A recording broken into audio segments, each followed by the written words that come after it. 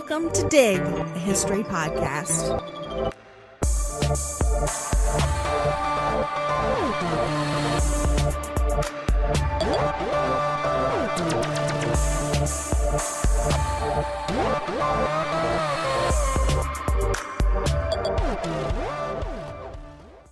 Let's pretend it's 1850, late autumn, and in London. There's a sweet little girl, about 8 years old, trekking across the London Bridge in the early morning cold with her slightly older sister, Emma. The dark-haired little 8-year-old shares a name with her mother, but her family calls her Chick. Chick's large family struggles, and she notices it. Her mother is constantly pregnant and pinching pennies, and her father is stressed and working hard.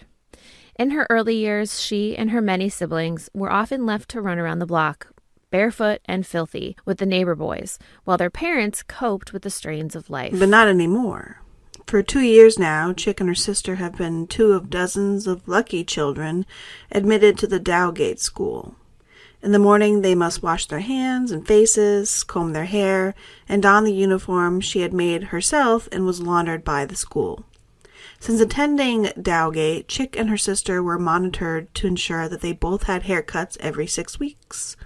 Both girls were required to attend 2 church services every Sunday. But most importantly, they were expected to study reading, writing, math, the Bible, and music, as well as needlepoint. Chick knew that she was lucky. Out of all of her siblings, she and Emma were the only two who were privileged enough to attend Dowgate. This meant she was smart and capable, and she had a promising future. Her older siblings delighted in her, calling her, quote, lively, warm-hearted, and entertaining, and she was known for possessing an unusual degree of intelligence. Chick loved to dance and sing and play with her siblings, and she missed them. But she knew that her sacrifices would be worth it. She was determined to make good on this investment of her parents. If anyone could pull the family out of poverty, it was Chick. This bright little girl, full of hopes and dreams, was born Catherine Eddowes. One day, she'd be known as Kate. Despite her determination, Kate's life didn't go as she'd planned. But still, no one had any way of knowing that her life would end tragically as it did. As she slept rough in Mitre Square, her throat was slashed and body mutilated in the grubby London dark. Kate Eddowes was destined to become the 4th of 5 Whitechapel murder victims perpetrated by Jack the Ripper. While you'd be forgiven for thinking this podcast would be about the Whitechapel murders or Jack the Ripper, you'd be wrong. We're taking Hallie Rubenhold's lead and dedicating our Jack the Ripper episode to the women who lost their lives on those chilly autumn nights in London's East End in 1888. We won't be recounting the horrors that were done to their bodies, which was extensive, or reinforcing the indignities they suffered in death, also extensive. Their autopsy photos were published in the 1970s, for example. We'll take a look into these women's lives to explore what they can tell us about poverty in late Victorian London. Join us for a prosopography, that's a collection of biographies, of the 5. I'm Marissa. And I'm Avril. And we are your historians for this episode of Dig.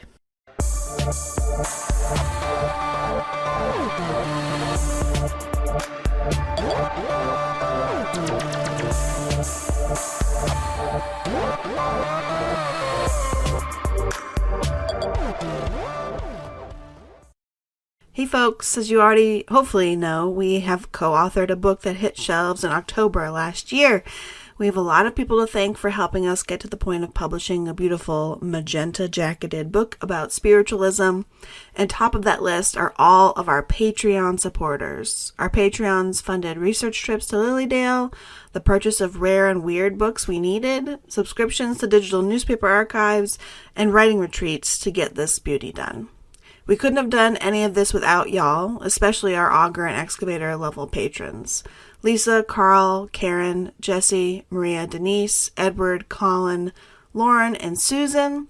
We just can't thank you enough. So listener, if you enjoy what we do here but aren't yet a patron of the show, it's easy. Just go to patreon.com/digpodcast to learn more. While there are hundreds, if not thousands, of published volumes about Jack the Ripper, an entire genre of ripperature, and a field of amateur specialists called ripperologists, the Whitechapel murders remain sorely neglected by academic historians. Part of the reason is that the body of source material is so gargantuan that few historians have wanted to take it on. Criminal investigation was in its infancy, leaving fragmentary and sometimes contradictory legal documents. Many of the records have been lost, leaving a vacuum that's been filled by speculation and legend. The murders also happened at a time when murder journalism was falling into its stride. A horrified yet fascinated British public read gruesome coroner reports, pored over shocking crime scene illustrations, reveled in descriptions of shocking gore, and devoured sensational conjecture rolling off the presses of every daily and weekly in England. The sheer volume of information about these crimes delights ripperologists. But academic historians have strict standards for verifiability and are more concerned with using these documents to illuminate past worlds and current realities. Ripperologists, though their knowledge can be encyclopedic, are motivated by solving the crime. Since we're historians and not ripperologists, our aims today are historical, not forensic or investigative or journalistic and sensational. Still, there will be some graphic descriptions that we deem historically meaningful, so if sexual violence or gore are not for you, skip this episode.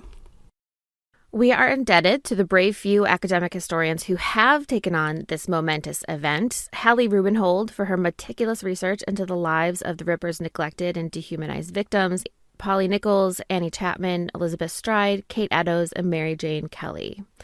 Rubenhold's book, The Five, is one of my favorite history books of all time, and much of this episode will be spent honoring Rubenhold and the women for whom she did a service.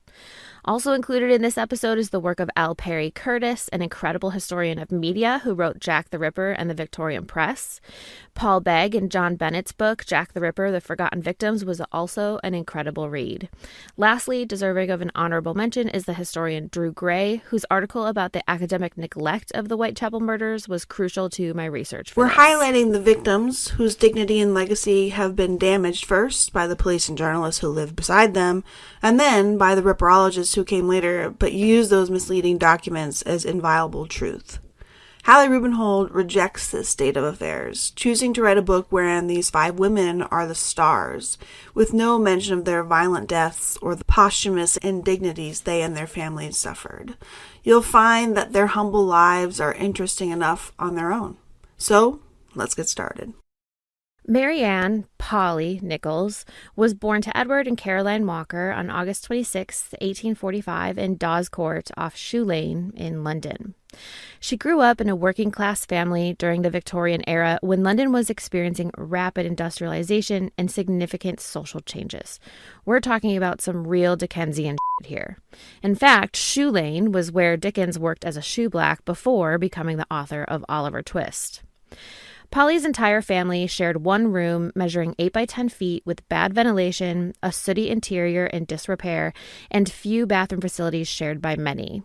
She and her siblings went to charity schools for some time, but were forced to direct their labors toward wage-making early on.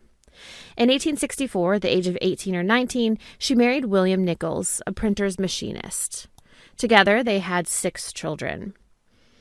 I should note that there are sort of like standard biographies of these women, and they never count the children who died or anything like that. Hallie, I'm going by Hallie Rubenhold's really extensive research about all of this. So if people are like, that's not how many children she had, that's what the difference is. So together they had 6 children. For several years, they lived what appeared to be a relatively stable working class life in London. They were admitted into the Peabody buildings, which were low-rent flats meant to provide the poor with quality housing. For the first time in her life, Polly would have lived in relative comfort. But, like many families of their social status, they faced ongoing financial challenges. The marriage began to deteriorate in the 1870s. Both Polly and William reportedly struggled with alcohol, which contributed to their marital problems. William's dalliances with their divorced neighbor, Rosetta, didn't help either. The couple separated several times before their final separation in 1880 or 1881. Initially, William paid her a weekly allowance of 5 shillings, but he stopped these payments when he learned that she was cohabiting with another man. Many sources say that William had learned she was working as a prostitute, but Rubenhold uncovered that this was just untrue. Polly was cohabiting with another man, which was a strategy that many homeless women pursued to make lodgings cheaper. This was the reason William gave for discontinuing his allowance. And of course, he was allowed to cohabit all he wanted. Yeah, he could go cohabit all the way to the bank. No one cared about that. After the separation and the subsequent end to William's allowance, Polly's life became increasingly precarious. She moved between workhouses and low-cost lodging houses, taking various jobs to survive. She worked for a time as a domestic servant in Wandsworth for a wealthy family. They were called the Cowdreys, but she left after only a few months. Some reports suggest she had stolen clothing from her employer, though this has never been supported by evidence. Rubenhold points out that the clothing she quote-unquote stole was the clothing provided for Polly when she took up employment. They were the only clothes she had. All we know for sure is that Polly absconded and never returned. Rubenhold points out that there are many reasons why Polly could have disliked living and working for the Cowdreys, including loneliness, perhaps strict rules, and a lack of access to alcohol. She preferred to take her chances on the streets of Whitechapel. Between 1881 and 1888, Polly lived in various workhouses and lodging houses across London, including Lambeth Workhouse and Mitcham Workhouse. She also spent time living with her father and brother in Bermondsey, though this arrangement didn't last long. Despite the harsh conditions of workhouses, she would sometimes seek them out as a refuge, particularly during winter months. In the years leading up to her death, Polly lived primarily in the Whitechapel area, staying in various doss houses, which are cheap lodging houses, and supporting herself through casual labor, begging, and whatever means she could. Police, and almost every author since 1888, has labeled Polly as a prostitute. And to be sure, casual prostitution was common among the poor. Destitute women often earned some extra change doing sexual favors for punters without making it a profession. But Rubenhold points out that neither the police nor journalists have ever found someone who witnessed her engaging in sex work. There's not one shred of evidence this ever happened. In fact, all evidence points to the opposite. Polly was known to frequent the White House Lodging House on Flower and Dean Street, as well as other similar establishments in the area. Here, she met a friend, Ellen, who was interviewed after her death. The transcript reads, quote, "The witness said she did not think the deceased was leading a fast life. In fact, Polly seemed very afraid of it." Those who knew her in her final years described her as an intelligent woman who had fallen on hard times. Despite her circumstances, she maintained a certain dignity and was known to keep herself as neat and clean as her situation allowed. In the last weeks of her life, she had been living in a lodging house at 18 Thrall Street, where the rent was 4 pence a night. On the night of August 30th, 1888, Polly was turned away from her lodging house because she lacked the 4 pence needed for a bed. She admitted to a friend that she'd had the 4 pence several times that day, but that each time she drank it away. Her last known words to the deputy of the lodging house were, quote, "I'll soon get my doss money. See what a jolly bonnet I've got now." Rubenhold suspects she planned to pawn her nicest bonnet for the doss money. Rubenhold's narrative stops here, and for good reason. By not describing the violence done to these women, Rubenhold refrains from injuring them yet again. Sociologists argue that when we indulge in reliving the horrors done to murder victims, we are ourselves complicit in the violence against them. For this reason, we will mostly refrain from lurid details of their injuries, except when it adds significant meaning to our historical interpretation of what happened here. Polly was found dead in Bucks Row, now called Durward Street, in the early hours of August 31st, 1888, by a pair of workmen who thought they'd stumbled upon some discarded tarps. They were like, "Ooh, free tarps," right? As their eyes adjusted to the poor lighting, they realized they had found a murdered woman with her throat slit. Her dress was pulled up and her genitals mutilated. To preserve her modesty, they pulled the dress down and went to look for a copper. Before they could find one, a different cop found Polly's body. But because her dress had been pulled down, the full extent of her mutilation was unclear. It wasn't until she was undressed by workhouse inmates for the coroner that the brutality was realized. So there was a bit of delay between the discovery of her body and the realization that the police had a lust murder on their hands, unlike anything they'd ever seen before. One thing that Rubenhold does that I find profoundly meaningful is to offer the list of personal effects recorded for each victim. As a lover of material culture and an avid consumer of true crime, I found this touching. I spend a lot of time trying to match up unidentified remains with missing persons, and one thing that always gets me is the description of the personal effects found on people's remains. It's almost like a person's life recorded through objects. According to the inventory of her personal effects, this is what Polly left behind.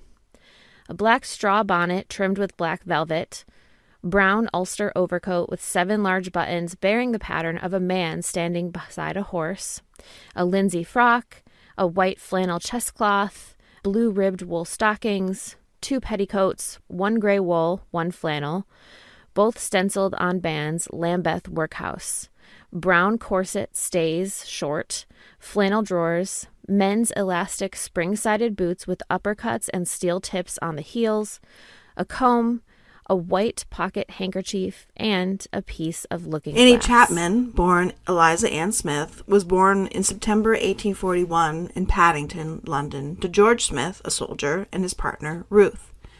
She was an illegitimate child. Her father's military career meant that young Annie likely experienced the particular challenges of being a soldier's daughter during peacetime Victorian England.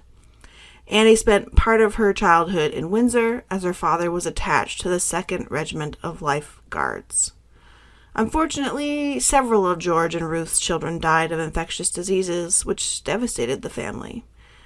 Nearly half of all children born in the 1800s did not make it to age 5. But the fact that child mortality was common did not make bearing this loss any easier. As is common after the loss of children, the Smiths struggled.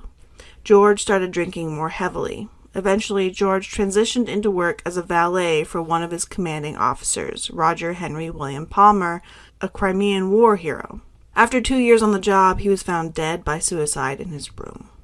He had slit his own throat.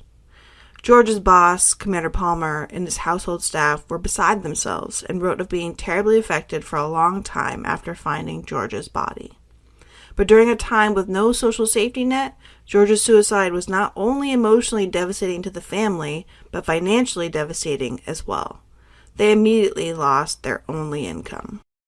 Fortunately, the Smiths had someone looking out for them, perhaps to honor George's memory. Rubenhold suspects that Commander Palmer helped to sustain George's family after his suicide because they did not fall into immediate dire poverty like most families did at the loss of their patriarch. They were somehow able to afford lodgings off base. By 1869, Annie's mother Ruth was renting out rooms to lodgers in their modest home, and this is how Annie met her husband-to-be. That year, at age 28, Annie married John Chapman, a coachman. This marriage initially provided her with a degree of stability that was relatively rare for working-class women of the period. Annie and John were able to afford a wedding photograph, for example, and portraits of their children. John's salary as a coachman to the West End's elite earned them a livable wage and a certain amount of prestige. They lived in relative comfort, but Annie had her demons. The trauma of losing several siblings and her father so tragically haunted Unfortunately, the horrors got worse from there. Annie and John produced 8 children, only 3 of whom survived infancy. And we want to note that as far as we can tell, Rubenhold is the only source who has gotten this correct. Most sources ignore the excessive infant mortality and say that the couple only had 3 children. Rubenhold suspects that Annie's alcohol abuse had a negative impact on her pregnancies. Their firstborn, Emily Ruth, was born healthy but was eventually plagued by epileptic seizures. Emily was later placed in a hospital where she remained throughout her life. Annie's second daughter, Ellen, died the day she was born. Annie, her third daughter, was born with what is now known as fetal alcohol syndrome. Another, Georgina, lived for only 10 days. 2 more, George and Miriam, were born sickly as well and died as newborns. Her last child, John Alfred, was born paralyzed. An 8th child went undocumented and was likely stillborn or miscarried late in the pregnancy. The impact of maternal drinking was only beginning to be understood. As you can imagine, Annie's and John's experiences with infant mortality pushed them into even deeper despair. The Chapman family lived in various places around London, following John's work opportunities. For a time, they lived in affluent Market Harborough, Leicestershire, where John worked as a domestic coachman for a wealthy family. This position would have provided them with relatively comfortable living conditions compared to many of their working-class contemporaries. However, tragedy struck the family when their eldest, Emily, died of meningitis at 12 years old in 1882. While losing any child is devastating, losing their eldest, whom they had watched grow up and nurtured through her epilepsy, this was shattering. In response, Annie's alcoholism became so bad that her sisters checked her into a sanatorium. Despite Annie's alcoholism, or perhaps because of it, her siblings became devoted temperance women. They had taken pledges of abstinence and were keen to transform Annie's life with their teetotaling ways. With her sister's support, Annie worked to become sober at the sanatorium, being discharged the next year. For a few subsequent months, Annie was a changed woman. Everyone, including Annie, was thrilled with her sobriety, but she eventually fell off the wagon. According to her sisters, John had contracted a cold and took a shot of medicinal whiskey. He kissed his wife before going out, and that Annie's kiss drinking habit reignited her eventually led craving to for their alcohol. separation in 1884. She would never again John had 2 try to disabled get children sober. to care for, and Annie's drinking made her incapable of caring for them. Rubenhold believes that John Chapman expected his wife to lodge with her mother while she was receiving her allowance, but instead, Annie chose to live on the streets so she could indulge in alcohol without the hindrance of her temperate family members. After the separation, John Chapman continued to send Annie a weekly allowance of 10 shillings. This arrangement lasted until his death from cirrhosis of the liver, a hint that John also struggled with alcoholism, in 1886. Annie's situation deteriorated significantly after losing this source of income. Like many women of her time who found themselves without support, she turned to various means of survival in London's East End. To contemporary journalists and the police, this meant prostitution. But once again, there's no evidence Annie ever did any sex work.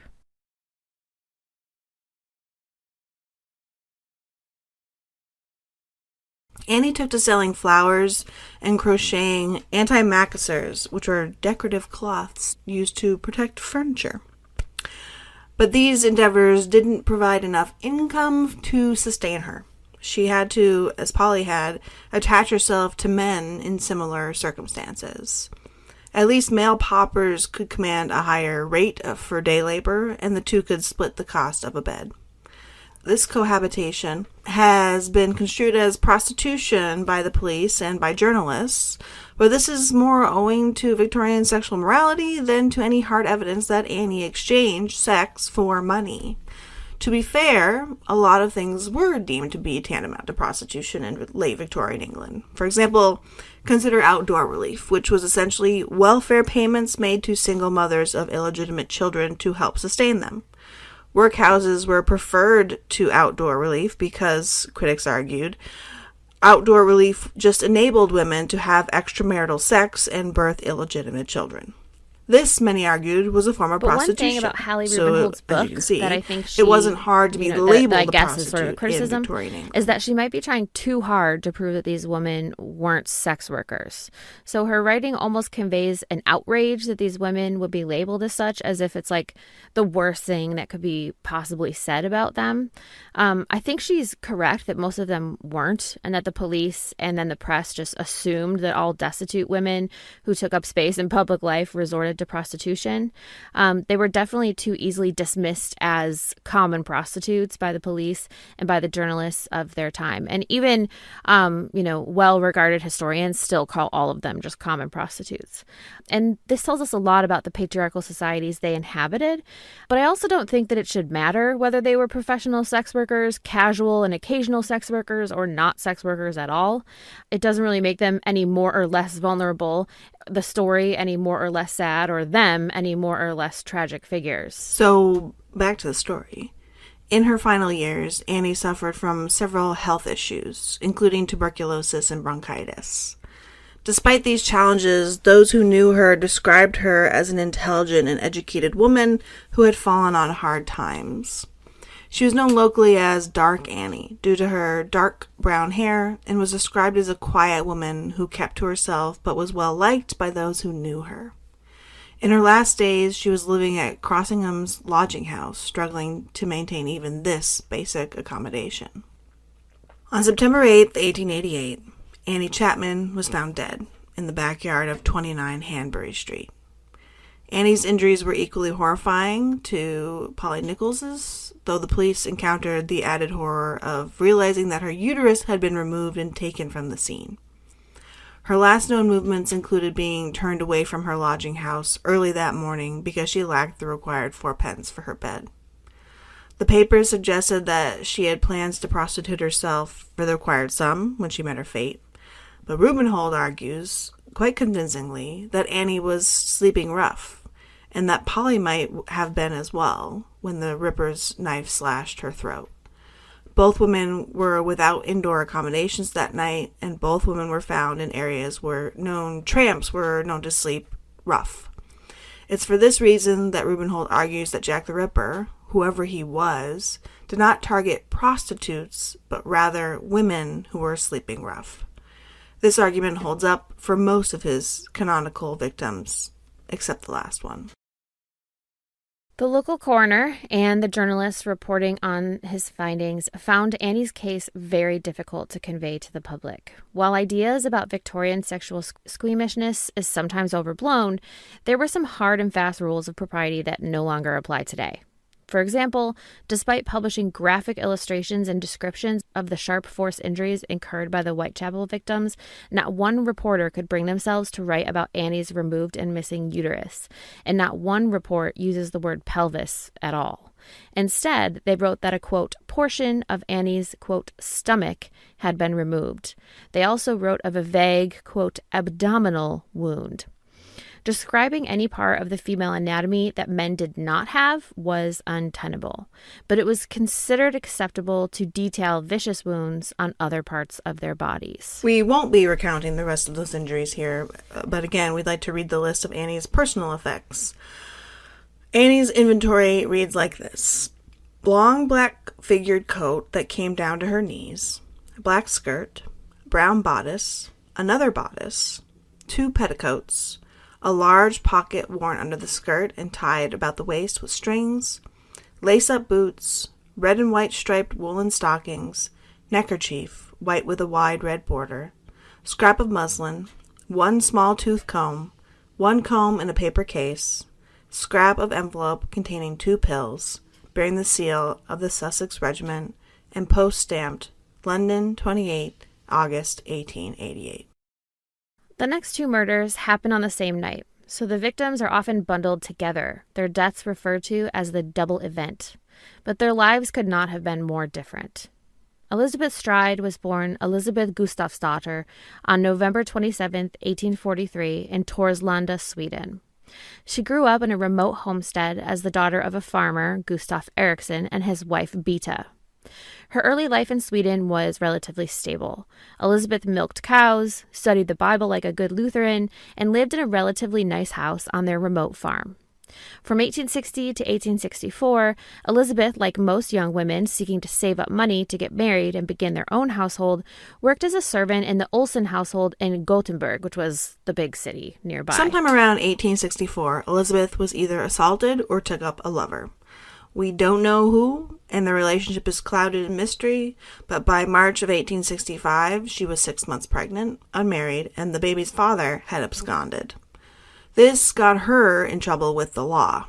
She was marked a public woman by the municipal authorities, added to the Register of Shame, in order to undergo all of the regulatory routines endured by Sweden's prostitutes. She had to surrender to frequent physical exams of her genitalia to ensure she was not carrying venereal disease. It's unclear whether she was actually doing sex work. She referred to herself as a servant in all legal documents, but she was certainly treated like one. It was relatively common for single mothers of illegitimate children to be labeled as prostitutes, whether they did sex work or not. Sometimes this stemmed from the baby's father providing financial support to the woman and child while still not marrying her. To the authorities, this was close enough to warrant the label prostitute. Contemporaneous journalists and other ripperologists rarely questioned this label, assuming that Elisabeth was, by the time of her death, a hardened street walker.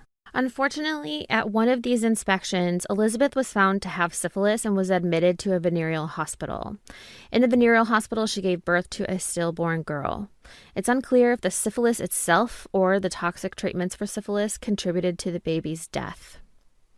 It's also often assumed that Elisabeth contracted venereal disease because she was a prostitute, but this is a dangerous assumption to make. We don't have reliable statistics from the Victorian era, but in the 18th century, 20% of Londoners had syphilis by the time they reached 30. This was not a disease for only rakes, rogues, and prostitutes.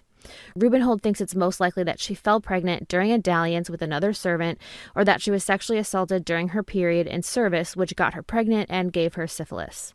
There's no evidence she was a prostitute until after her ordeal in the venereal hospital and after the loss of her baby. Only then did she pursue sex work in earnest. This period is when she became estranged from her family, and she knew she could never go back home. She didn't do sex work for long because she was taken in by a respectable family of musicians, the Weisners, who employed her as a servant and helped get her name struck off the register of shame.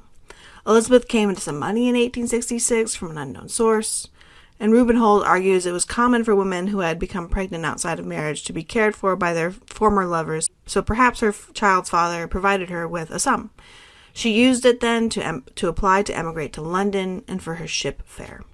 In London, she initially worked as a domestic servant in Hyde Park. She left that Hyde Park job under a cloud of suspicion, suggesting there may have been a scandal of some sort. Perhaps this was another illicit affair. 20 years later, Elisabeth was still receiving occasional support and favors from her Hyde Park employer's brother. This was highly unusual unless she had a liaison with him when she was their servant. That would make sense. While still working as a servant, Elisabeth met and married John Stride, a carpenter. The pair opened a coffee house in Upper North Street, but the business struggled. The London public's appetite for alcohol was bottomless, but coffee houses had smaller markets, mainly teetotalers and intellectuals. Their finances were troubled further by a family falling out that deprived John of an expected inheritance. They were forced to shut down the coffee shop. This misfortune strained the relationship beyond repair, and they separated around 1877. Sadly, John died in 1884. The newly single Elisabeth made a modest living as a charwoman, which is a casual temp cleaner hired out by the day. But charring was extremely low-paying, so Elisabeth appears to have made ends meet as a con woman and an occasional sex worker. One big con that Elisabeth executed was convincing an old woman with poor vision that she was her long-lost sister. Elisabeth may have extracted money and favors from her marks. She lived in various lodging houses in Whitechapel and was known to fellow residents as Long Liz due to her height. Unlike the popular image of Victorian London's destitute, Elisabeth maintained a relatively neat appearance and was known to do fine needlework. The descriptions of these women in life really underline how thin the line is between respectability and unrelenting poverty. Most Londoners were just one tragedy away from the workhouse. Elisabeth developed a relationship with Michael Kidney, a laborer, and lived with him on and off for several years, though their relationship was marked by domestic violence. She occasionally sought refuge in workhouses and shelters when times were particularly tough. Elisabeth was known to tell dramatic stories about her past, including a tale about losing her husband and children in the sinking of the Princess Alice steamship in 1878. While these stories weren't true, they suggest someone trying to craft a more sympathetic narrative of their life circumstances. They were also in line with her side hustle as a con woman. Through the 1880s, her behavior became more erratic and her dependence on alcohol increased. Rubenhold postulates that by this time, neurosyphilis had started to damage her brain and nervous system. Elisabeth was documented as suffering from fits or seizures during this time. Her judgment and decision-making may have been impaired. In the early hours of September 30th, 1888, Elisabeth Stride was murdered in Dutfield's Yard, off Berners Street in Whitechapel. Her death was attributed to the serial killer known as Jack the Ripper, though some researchers debate this connection since her injuries were less extensive than other victims. It appears as if the killer may have been interrupted before he could carry out the mutilations he had perpetrated on Nichols and Chapman. Elisabeth's remains were discovered by Louis Daimschutz, the steward of a nearby working men's club, who may have interrupted the killer. In addition to the damaging effects of neurosyphilis, Elisabeth's story is a testament to the vulnerability of the young servant girls who filled the households of almost all Londoners. Having reached sexual maturity, these young women were on their own for the first time, escaping the authority of their fathers and childhood home. They were not dissimilar to college girls leaving home for the first time. Many women's lives were ruined by sexual assaults, coercive relationships, or unwise romances during this time. Marissa's research is just full of them for the 18th century. Elisabeth's story is also an example of the vulnerability of immigrants. Perhaps her fanciful stories filled a hole left by the estrangement of her family and her lonesomeness in a new city. Elisabeth's personal effects were as follows. Long black cloth jacket, fur trimmed around the bottom, with a red rose and white maidenhair fern pinned to it. Black skirt, black crepe bonnet, the back stuffed with newspaper because it was too big. Checked neck scarf knotted on the left side, dark brown velveteen bodice, 2 light serge petticoats, 1 white chemise, white stockings, spring-sided boots, 2 handkerchiefs, a thimble, a piece of wool wound around a card, a key, as if for a padlock, a small piece of lead pencil, 6 large buttons and 1 small one, a comb, a broken piece of comb, a metal spoon, a hook as from a dress, a piece of muslin, and 1 or 2 small pieces of paper. Now let's get back to that bright young girl we described at the top of the show. Catherine Eddowes, Kate or Chick, was born in Wolverhampton on April 14th, 1842, as the 6th of 12 children born to George Eddowes, a tinplate worker, and Catherine Evans. Her early years were marked by hardship. Kate's father was a staunch Union man who was pushed out of the Wolverhampton tinplate factory after agitating for workers' rights. He lost his job and was sentenced to 2 months' hard labor by a judge who was sympathetic to the factory owner. The Eddoweses moved to London after he lost his livelihood at Wolverhampton. Isn't that sad that this guy's just trying to agitate for workers' rights and he gets fucking fired? Yep, sounds familiar. Yeah, it's the worst. So George's income was respectable and would have been enough for a small family to live comfortably. But since the Eddowes clan numbered 9 at the time of the move and increased nearly each year, the family struggled to make ends meet in London. Still, the family was able to obtain a spot in a fancy school called Dowgate, and they chose, of all their children, to send Kate there. They also probably sent Emma too, but that is less clear. Kate's mother died in 1855 at the age of 42, weak with consumption, malnutrition, and the physical burden of annual pregnancies. Shortly after her mother's death, Kate's father began to sicken. Her older sisters quickly arranged marriages for themselves to secure their futures. Kate kind of dithered, and her siblings worried for her. Kate's father died in short order, and the 4 youngest Eddowes children were sent to the workhouse as orphans. Kate was shipped back to Wolverhampton because her siblings worried what would become of her, a single and directionless woman in a city like London.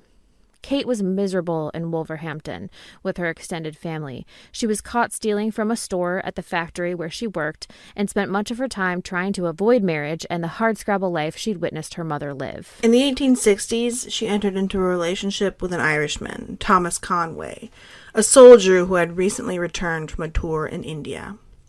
To her family's dismay, Kate was attracted to this romantic bohemian figure.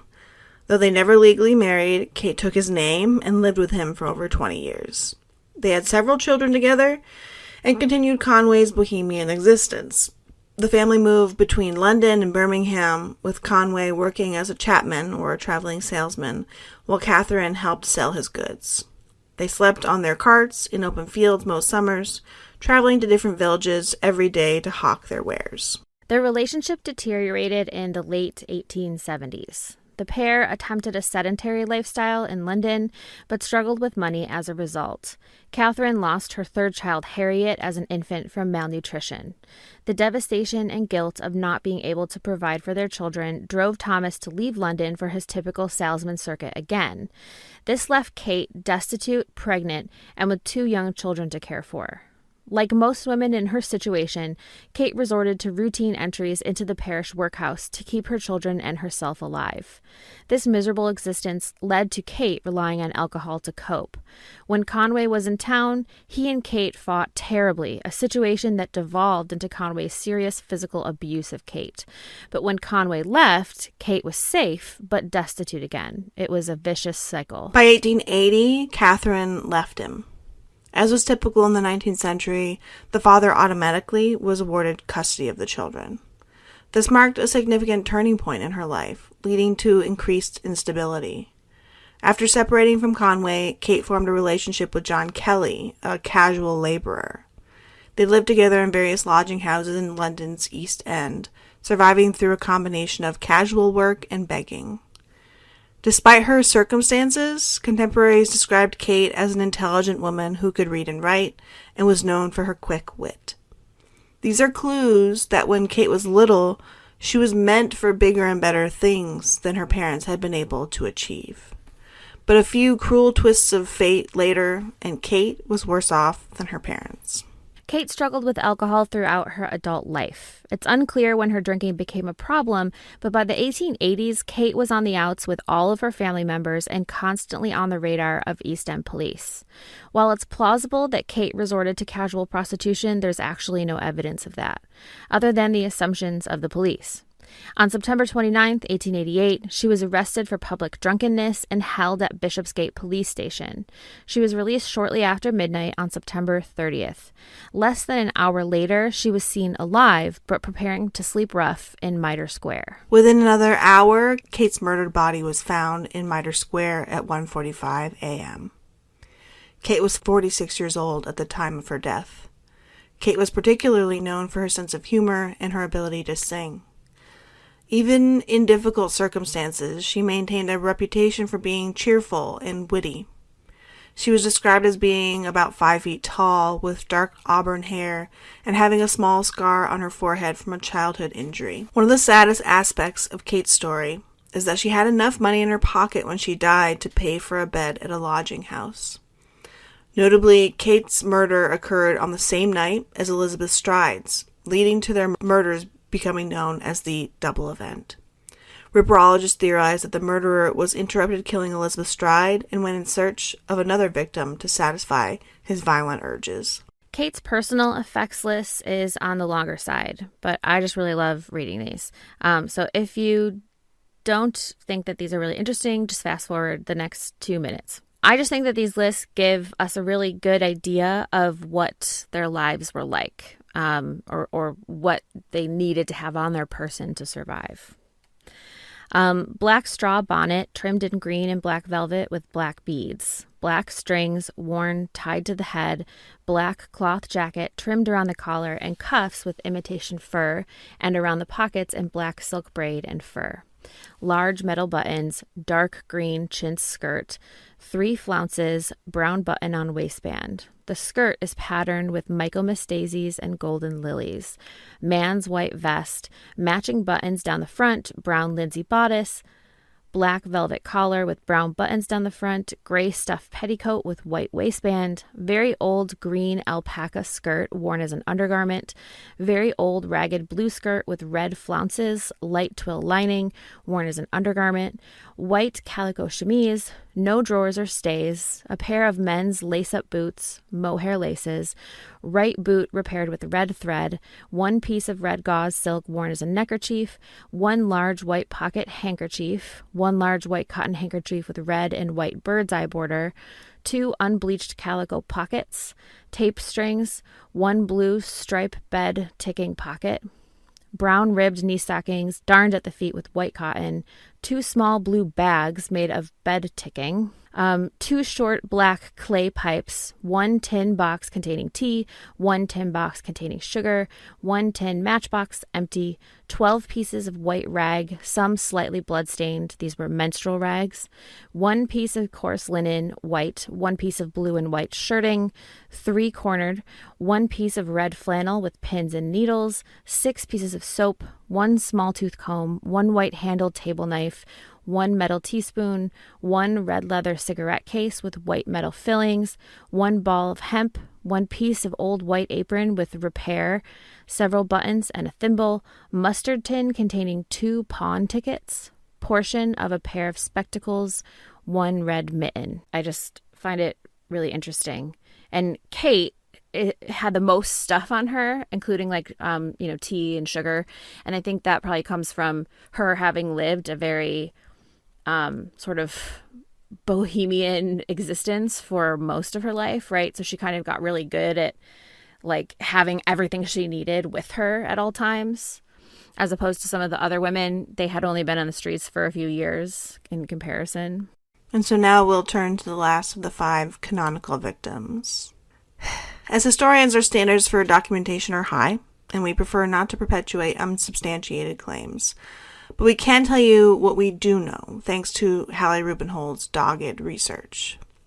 Mary Jane Kelly, also known as Marie Jeanette Kelly, or simply Black Mary, was the youngest of the canonical 5, and she was also the hardest for Rubenhold to research. Kelly told multiple stories about her past, but Rubenhold was unable to verify any of them. This means that Mary Jane Kelly or Marie Jeanette Kelly were most likely aliases. What we do know is that she arrived on the high-end escort scene in London's West End around 1883. Rubenhold also found a lot of evidence that she was well educated. She could read and write, was multilingual, a capable artist and musician, and appeared to those who knew her to be well versed in high culture. It's possible she was well born, but it's also possible that she was just a masterful performer of gentility. For a brief time, she arranged to live as a high-end escort or kept woman in France, but this situation was a trap. Mary Jane's French landlady promised to send her wardrobe to France after Mary Jane departed. When she arrived in France, she slowly realized that she'd been swindled out of all of her possessions. The landlady sold them off instead of sending them. The deception got worse when her experience in the Maison Close, or high-end French brothel, was not what was promised. These were dens of human trafficking, where procuresses lured naive girls into sex slavery.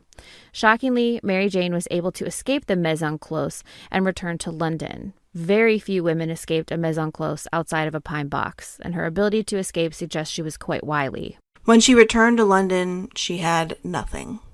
She relocated to Whitechapel and practiced sex work, a rung or two below the escort services she'd provided to fancy men in the West End. Mary Jane lived with a man named Joseph Barnett, a fish porter, for about 2 years. Remember, cohabitation was sometimes about love, but it could also just be a strategy by poor women to maintain more stable housing. The pair shared a single room at 13 Miller's Court, Dorset Street. Their relationship ended shortly before her death, reportedly due to Barnett's jealousy of Mary Jane's Johns. And one other thing, just like a little language thing, one thing I noticed is that all of the sources I read, except for Rubenhold, they said things like the relationship ended because Mary Jane refused to stop prostituting herself and Barnett couldn't handle it anymore. They would kind of put the onus on her, you know? And so I changed the wording to say that the relationship ended because of Barnett's jealousy of Mary Jane's Johns, which is also accurate and I think doesn't really put the onus on her. So anyway, maybe if Barnett didn't want her to take on Johns, he should have made more money. Yeah. Been a real man. No, just kidding. But Mary Jane was last seen alive in the early hours of November 9, 1888. Into the early morning, she was singing A Violet from Mother's Grave, according to witnesses, one of the last documented moments of her life. Another neighbor heard a yelp sometime later, but was used to many nighttime sounds, so she went back to sleep. Mary Jane's body was discovered later that morning in her room at Miller's Court. She was 25 years old. Her death was the most brutal of the canonical 5 murders. The murderer had essentially all the time in the world to mutilate and pose Mary Jane's body. The trauma inflicted on all involved is evident in the cutting short of Mary Jane's coroner's inquest. Polly's inquest took 4 days. Chapman and Stride's took 5. Eddowes's took 2. And Kelly's only 1. Though Londoners could not have known it at the time, Mary Jane's murder marked the end of the series of killings attributed to Jack the Ripper. We don't have a list of Mary Jane Kelly's personal effects because she was the only victim found indoors. The stories of Polly Nichols, Annie Chapman, Elizabeth Stride, Kate Eddowes, and Mary Jane Kelly reveal far more than just the final chapters of their lives in 1888. Their biographies illuminate the broader struggles of working-class women in Victorian London, particularly those who found themselves without the period's traditional supports of marriage and family. These women's lives followed strikingly similar patterns. Early marriages that dissolved, the struggle to find stable work in an economy that offered few opportunities for women, and the constant search for safe housing in London's overcrowded East End. Some of them turned to sex work as part of an economy of makeshift, combining irregular work, charitable assistance, and temporary relationships to survive. Their stories also highlight the precarious nature of Victorian working-class life, where a single misfortune, the death of a spouse, the loss of employment, or a battle with illness or alcohol, could set off a chain of events leading to destitution. The workhouse loomed as a dreaded last resort, facing many to risk dangerous nighttime work on the streets rather than submit to its harsh regime. The murders drew public attention to the desperate conditions in Whitechapel, leading to some reforms in housing and public safety. Yet the deeper issues these women faced, economic insecurity, limited women's rights, and rigid social expectations, would persist well into the next century. Rather than remember these women solely as victims of an infamous killer, their lives deserve to be understood in their full context, as mothers, workers, and survivors who navigated the harsh realities of Victorian urban life with remarkable resilience. Their stories remind us that behind every crime statistic or sensational headline lies a complex human life shaped by both personal choices and broader social forces. The true legacy of these 5 women lies not in their connection to their killer, but in how their stories help us understand the real human cost of inequality, poverty, and limited opportunities in one of history's greatest cities during its most dramatic period of growth and change. Well, I think one thing I did make sure we wanted to talk about was like the fact that even historians, like even a couple of the historians that I mentioned, did just repeat the idea that these women were definitely prostitutes, right? And not, like I said, not that it exactly matters, but there is a reason why the police just made those assumptions very early on, right? Because it kind of allowed them to be like, oh, well, this woman's out after dark. That means she's a prostitute. And like, she put herself in this dangerous situation. But it's crazy to me. And I think the reason is because actual professional historians have not been the people doing this work, right? Because professional historians know that you have to interrogate your sources. You don't just take them at their word. When you read a newspaper article, you don't just take that as inviolable truth and then report that as exactly what happened, right? You're looking at this document that's been created by someone who's a product of their time, right? And you have to read it knowing that. But I guess a lot of ripperologists, they're not trained historians, and so they just read those things and they're like, see, this newspaper says that she was a prostitute because some guy said so. And it's like, well, that doesn't mean much. You know what I mean? So I think that actually by historians kind of avoiding this very popular topic, it has resulted in, the stories, everyone getting these stories wrong for decades. Yeah. And I mean, I think you've captured a lot of that in this episode, but for folks who are interested in digging even deeper into the lives of these women, Hallie Rubenhold's book is it's a really good read. It's really a moving book. And I think for all the reasons that you're saying, because she is a historian who is approaching this as a historian does and should. And so it's unlike those sort of sensationalized stories that have been told about the Jack the Ripper murders and their victims over the years. And so 10 out of 10 recommend. She's also a really good storyteller. So it's not like, it's not, I read the book in my book club with a bunch of people who never read history, historical nonfiction, right? And they were just like, oh my God, this is so good. So I highly, highly recommend. There's also the book that I mentioned about his forgotten victims. It's a super interesting book. It was not something I got to in this episode because it's kind of its own thing, but it's basically all of these other murders that theoretically could have been ascribed to Jack the Ripper, but weren't for one reason or another. And it's just, really interesting to see like how criminal investigation and criminal reporting worked in the 1880s. It's really fascinating. Yeah. So a different story in and of itself. There are better historians than us who are doing this stuff even better than us. This is just a taste. Just a taste. Cool. Okay. Well, thank you all for joining us today. And as always, we invite you to follow us on social media. At this time, we're going to encourage you to join us on Blue Sky at Dig-History, or join our Facebook group, I guess, Dig History Pod Squad. If you have a comment, or do we still have a TikTok? Yes, we have a TikTok and an Instagram. Oh, follow us on Instagram and TikTok at dig_history. If you have a comment or question, or you want to share some kind words with us, you can always email us at hello@digpodcast.org, because we do love listener mail. If you're an educator, we've got a compendium of episodes you can use in the classroom, and free teaching resources, including full lesson plans, on our website, digpodcast.org. And we realize that recent changes and executive orders will complicate being able to use our podcast episodes in the classroom, especially at the K through 12 level. So please reach out to us if there's something we can do to be helpful to you and your classroom. And if you haven't already, you can get Spiritualism's Place out now. We recommend getting it from a local bookshop using bookshop.org, or ordering directly from Cornell University Press. You can also find full bibliographies, the scripts for all of our episodes, resources, and a link to our swag store at digpodcast.org. So thanks for listening. Bye. Bye. Anti-massacres. No, anti-macassars. Anti-macassar. Annie Chapman. Oh, we jump right into her. Okay. I want to say cohabitate, but that's not the right word.